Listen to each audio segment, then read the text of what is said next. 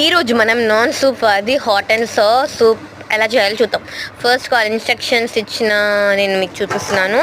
So వాళ్ళు అక్కడ 150 ml water పోయమన్నారు. నేను ఎంత పోసానో నాకే తెలీదు. సో నేను ఇంత క్వాంటిటీ ఆఫ్ గ్లాస్లో ఉన్న వాటర్ని బౌల్లో వేసాను. కింద ఫ్లేమ్ ఆన్ చేసి వాటర్ పోసాను. ఆ వాటర్ బాగా బాయిల్ అయిన తర్వాత, బాగా హీట్ అయిన తర్వాత మనం ఏమి మసాలాస్ యాడ్ చేయక్కర్లేదు. వాళ్ళే మనకి అందులో వన్ టైప్ ఆఫ్ మసాలా పౌడర్ని ఇస్తారు. సో అది వాటర్ అనేది బాగా హీట్ అయిన తర్వాత వాళ్ళు ఇచ్చిన పౌడర్ అనేది బౌల్లో వేసేసి నీట్గా మిక్స్ చేశాను. అంటే ఏమి ఉండలుగా లేకుండా నీట్గా బాగా మిక్స్ చేసుకోవాలి.